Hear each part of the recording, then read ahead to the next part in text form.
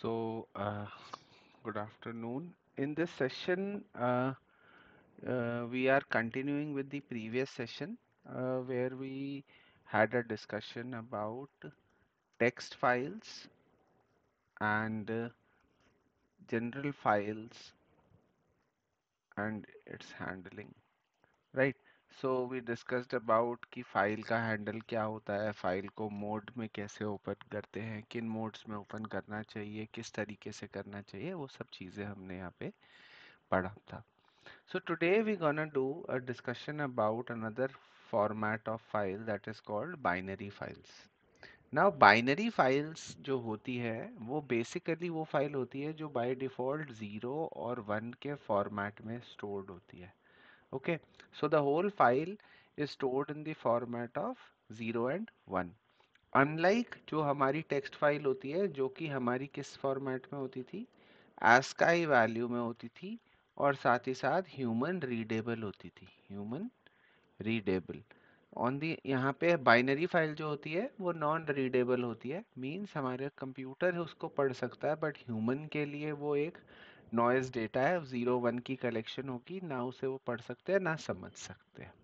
Okay, जो formats हमारे binary file के होते हैं usually dot doc, dot PDF and dot आपका जो अलग अलग फॉर्मेट है, let's say dot bin, dot that, ये सारे के सारे जो फॉर्मेट होते हैं वो सारे बेसिकली बाइनरी फाइल के ही होते हैं. हमने बाइनरी फाइल के अलग अलग मोड्स के बारे में भी बात करी थी, जहाँ पर हमने बोला था कि R B plus W B plus A B plus, तो ये अलग अलग मोड्स ऑफ बाइनरी फाइल भी हैं जिनमें हम लोग ये सारा काम करते हैं, जिसके थ्रू हम अपना बाइनरी फाइल की सारी मैनेजमेंट करते हैं. अब यहाँ पर हमारे पास एक बहुत इंपॉर्टेंट चीज़ आती है कंप्यूटर में. मैंने आपको ये बात पहले भी समझाई थी कि जो बाय डिफ़ॉल्ट हमारा जो .txt फाइल होती है, क्योंकि वो ह्यूमन रीडेबल होती है. वो क्यों ह्यूमन रीडेबल होती है? बिकॉज हम लोग सब कुछ ASCII वैल्यू के हिसाब से मैप करा रहे हैं, राइट. बट अगर कोई 0 और 1 फॉर्मेट की फाइल है तो बेसिकली हमारा जो पूरा फाइल होगा वो फाइल कोई कलेक्शन ऑफ कैरेक्टर नहीं है, रादर कलेक्शन ऑफ बाइट्स है. It is collection of bytes of data, right. वो 0 1 के कलेक्शन के हिसाब से बाइट बाय बाइट हमारे डेटा को बनाएंगे एंड बाइट्स ऑफ डेटा को ही हम लोग यहाँ पे रिप्रेजेंट करते हैं. तो अब होता क्या है, जब हमें इस बाइट स्ट्रीम को, बाइट स्ट्रीम मतलब बाइट वाला डेटा, जब हम इस बाइट स्ट्रीम पर काम कर रहे हैं तो हमें काम इस तरीके से करना पड़ता है कि हम अपने डेटा को सही तरीके से मैप कर सकें और सही तरीके से उसे पढ़ सकें. तो यहाँ पर हमारे पास दो मेजर चीजें आती है. पहला एक चीज होती है पिकलिंग, पिकलिंग एंड अनपिकलिंग. और ये पिकलिंग और अनपिकलिंग हमारा एक स्पेशल मॉड्यूल है जिसे हम बोलते हैं पिकल मॉड्यूल. उस मॉड्यूल के थ्रू हमारे ये दोनों काम या ये दोनों स्टेप्स हमारे हो पाते हैं. पिकलिंग जो होगा उसका मतलब होता है कि जिसमें आप अपने डेटा की कलेक्शन को कन्वर्ट करते हो, conversion into byte stream, conversion into byte stream. Okay, तो आपका जो डेटा होगा उसको बाइट स्ट्रीम में कन्वर्ट किया जाता है, उसे पिकलिंग प्रोसेस कहते हैं. और जब आपका यही हमारा इसका ऑपोजिट होगा, राइट, कि बाइट स्ट्रीम को हम लोग कन्वर्ट करेंगे और किसी और फॉर्मेट में डालेंगे, तो हमारा जो होता है वो हो जाता है हमारा अनपिकलिंग. तो byte stream to binary file, तो अनपिकलिंग होता है 0 1 फॉर्मेट, राइट. सो ये हमारा जो है बाइनरी फाइल का फॉर्मेट करने का तरीका होता है. इसके अंदर हमारे पास अलग अलग दो फंक्शंस होते हैं. जैसे अगर हमें रीडिंग कराना है, जो हमारा रीडिंग का काम पहले टेक्स्ट में रीड फाइल, रीड लाइन कर रहा था, यहाँ पर वो काम लोड करता है, लोड. और जो हमारा राइटिंग वाला काम है, वो राइटिंग वाला काम जो है वो हमारा काम होता है डंप से, राइट. सो एक तरफ हमारा चलता है लोड और दूसरी तरफ होता है डंप. ओके, सो ये दोनों के दोनों हमारे जो फंक्शंस हैं वो ऑटोमेटिकली समझ जाते हैं कि हमें क्या करना है। Whenever we want to dump some data into the file, so we use reading writing mode and dump the data. On the other hand जब हमें फाइल को पढ़ना है तो हम एक एक करके उसको लोड कराते हैं, राइट। लोड कराने की खास बात यह है कि व्हेनेवर आप एक लोड कराते हो तो यहाँ पे one line at a time, one line at a time, इसी फॉर्मेट के हिसाब से काम होता है। तो एक बारी में एक ही लाइन काम कराई जाएगी, एक ही लाइन पढ़ी जाएगी, एक से ज़्यादा नहीं पढ़ी जाएगी। वो किसी भी फॉर्मेट की हो सकती है। सबसे इम्पोर्टेंट बात यह है कि अगर आपने फाइल के अंदर डिक्शनरी लिखी हुई है तो वो फाइल को डिक्शनरी की तरह ही रिप्रेजेंट कराएगा आपकी स्क्रीन पे। आपने लिस्ट में फॉर्मेट में डेटा लिया था तो वो लिस्ट ही रहेगा, आपने स्ट्रिंग के फॉर्मेट में लिया था तो वो स्ट्रिंग ही रहेगा, राइट। सो ये सारी की सारी जो चीजें होती हैं वो इसी तरीके से काम करती हैं। तो अगर हम एक छोटा सा क्वेश्चन देखें कि वो want to add some data to a file, so यहाँ पे हमें सबसे पहले क्या करना पड़ेगा, इंपोर्ट, और यहाँ पे हम लिखेंगे पिकल, बिकॉज जो आपके दो फंक्शन है लोड और डंप वो इसी पिकल मॉड्यूल के अंदर ही डिफाइंड है। देन आपने डेफ इंसर्ट नाम का एक फंक्शन बनाया, और इस फंक्शन के अंदर अब आप एक लिस्ट ले रहे हो, राइट। तो आपने ले लिया लिस्ट वन, पहले ये एक ब्लैंक लिस्ट है। इस ब्लैंक लिस्ट के अंदर आपने लेट्स से स्टूडेंट का रोल नंबर पहले इनपुट लिया, roll number is equal to int input enter roll number, right. Second आपने नेम ले लिया, input enter name, and last but not the least आपने एक चीज और ले ली, that is let's say marks.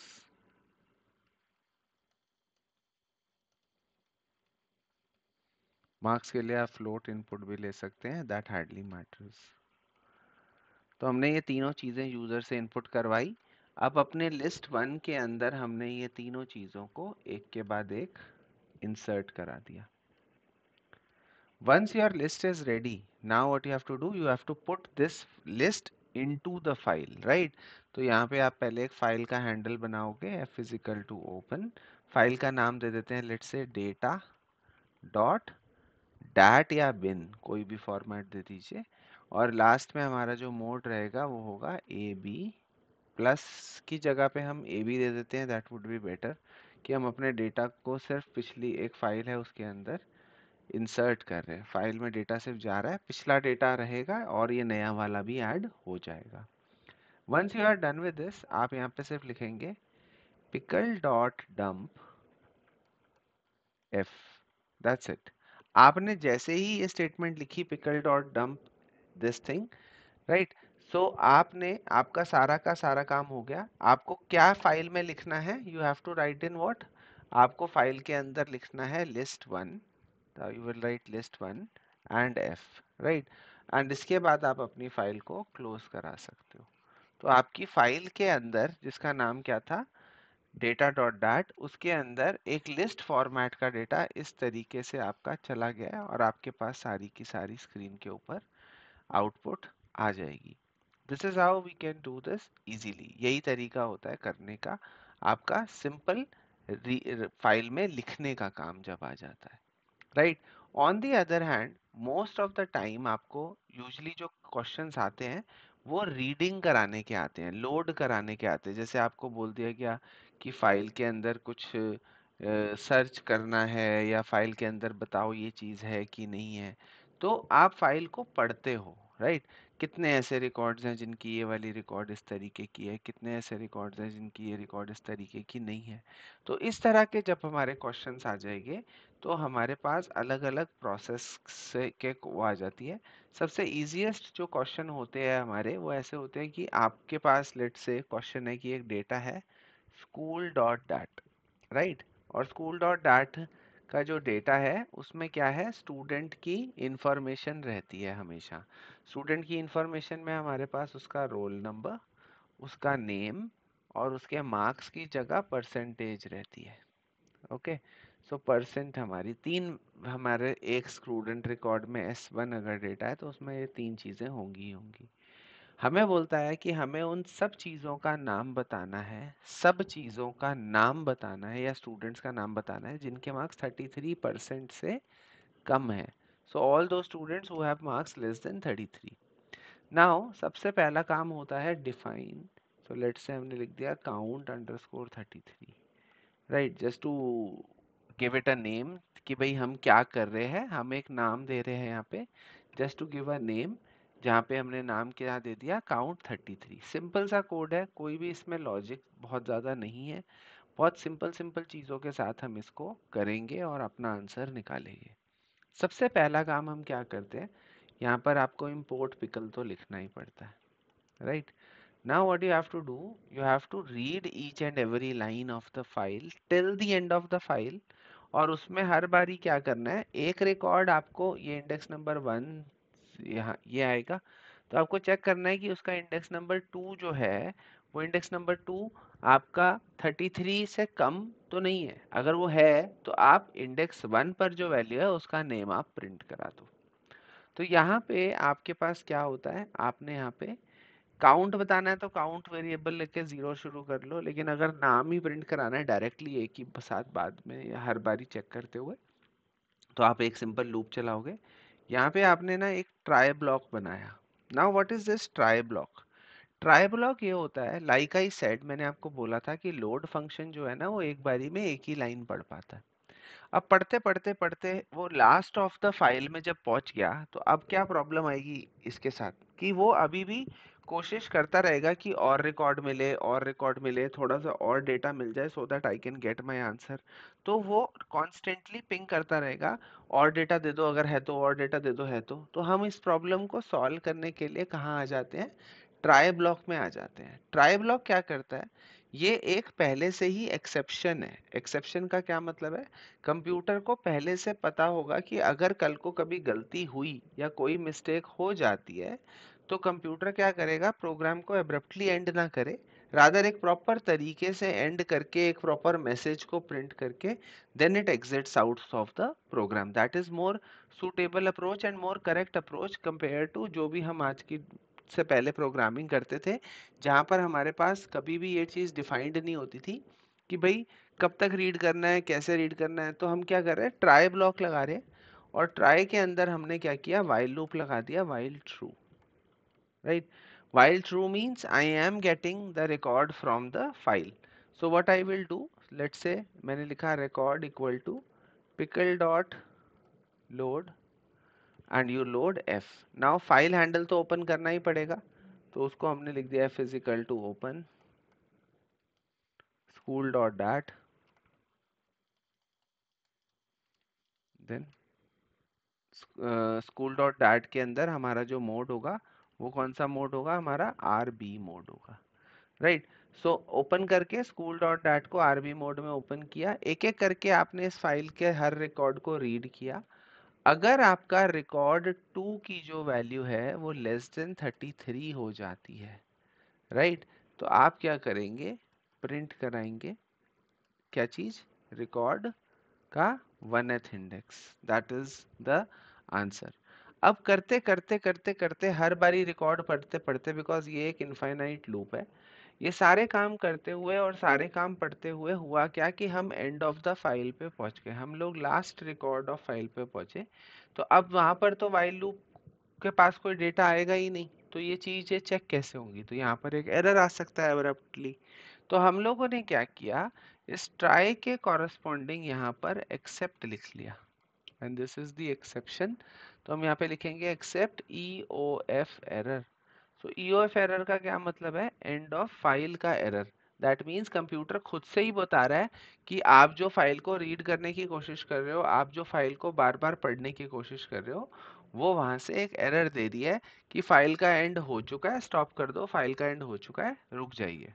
तो आप यहाँ पे एक्सेप्शन ब्लॉक में कुछ भी प्रिंट करिए, राइट। सो यहाँ पर आप प्रिंट के अंदर कुछ भी लिख सकते हैं कि end of file occurred, file is over, कुछ भी जो आपका मन है, because that will be, it's just a print statement, nothing else. तो होगा क्या कि प्रोग्राम अगर ट्राई टू फेल ना अचानक से, तो यहाँ पर ये चीज आपकी उस चीज को कॉम्प्रिहेंड कर देगी इस तरीके से कि आपके पास एक सिस्टम में ऑलरेडी एक मैसेज है उस चीज को मैप करने का कि फाइल खत्म हो चुकी है, एंड ऑफ फाइल रीच हो चुका है, अब जो भी काम कराना है इस फाइल से बाहर आके कराइए। तो आपने एक्सेप्ट ब्लॉक लगाया, यहाँ पर आपका जो भी काम होना था कि फाइल में 33% से नाम होने थे और लास्ट में ब्रेक होके आप बाहर आ गए हो यहाँ पे, तो ये इसके बाद क्या होता है, ब्रेक कर देते हैं। सो ब्रेक क्या करता है, बेसिकली कनेक्शन जो एस्टैब्लिश किया था आपने पिकल और स्कूल डॉट डैट में, उस कनेक्शन को it breaks down, right. And now what you gonna do, इसके बाद when you have the things with you which you wanted, you close the file, right, and your thing is done. That's it. तो एक quick recap, सबसे पहले pickle import किया, function बनाया, file का object बनाया। ट्राई ब्लॉक के अंदर हम इसलिए लिखते हैं क्योंकि ये एक इनफाइनाइट लूप है, ये चलता ही रहेगा। एक एक करके फाइल को लोड किया, ठीक है। लोड करते टाइम हमने देखा कि कौन सा रिकॉर्ड लोड हुआ।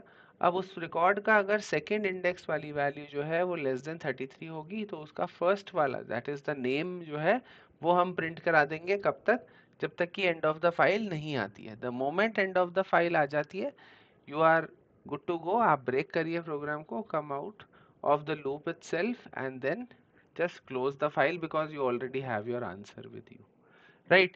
कंपेयर टू टेक्स्ट फाइल, आपको लगेगा कि इसके कोड्स जो है वो ज़्यादा लंबे हैं, ज़्यादा अच्छे हैं और बेटर हैं, but binary files are always better than text files, right.